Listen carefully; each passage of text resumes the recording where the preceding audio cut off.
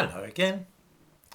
Like many people, I was annoyed to find that the government will be taking another 1.25% of my earnings. But perhaps for once in a while this money will be spent wisely. Although much was made of solving the problem of social care for old people, most of this money is earmarked for the National Health Service, which many people will regard as quite a worthy cause. There are now unprecedented waiting lists for diagnoses, scans, operations and everything else. Let's see what sort of things the money is currently being spent on the NHS. A few particular examples. Let's look first at an Indian woman who works for the National Health Service and is paid more than the Prime Minister. Well, come to that, she's paid more than the chief of the NHS as well. Pirana Issa may be seen in the thumbnail to this video. She is paid £235,000 a year, which is £75,000 a year more than Boris Johnson. Who is this person, do you think, who is worth so much to the National Health Service? A brilliant surgeon, perhaps? A top doctor? Why no, she is the NHS Diversity Czar, or Chief People Officer, to give her her official title. What sort of things do you think she's worrying about? In the description to this video, I give a link to her Twitter feed.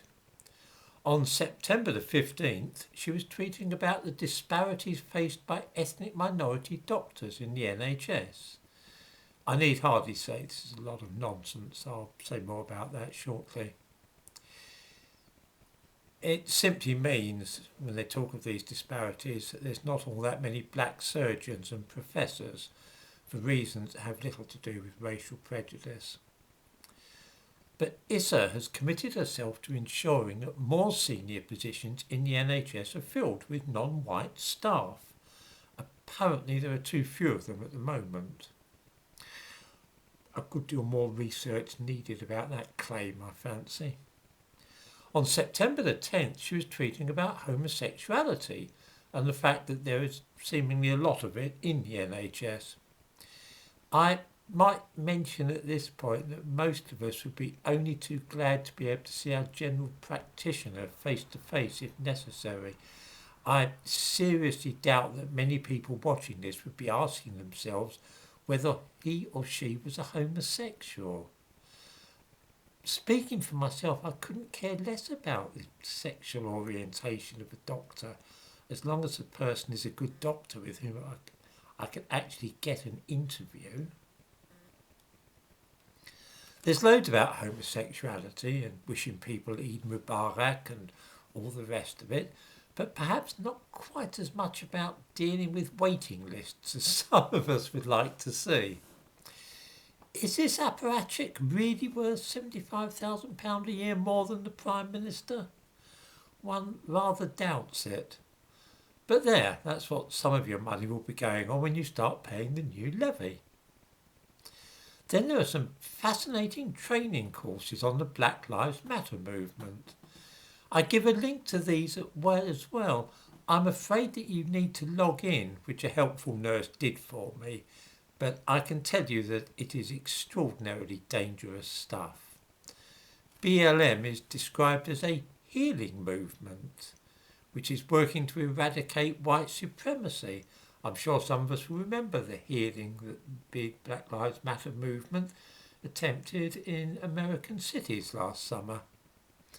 There's the usual stuff too about allyship and also some very dishonest profiles of the founders of the Black Lives Matter movement. Perhaps if I quote a bit from the course for which the NHS was charged a hefty sum, or I should really say that viewers watching this who are paying national insurance contributions were charged, for it is their money which pays for all this. Ready?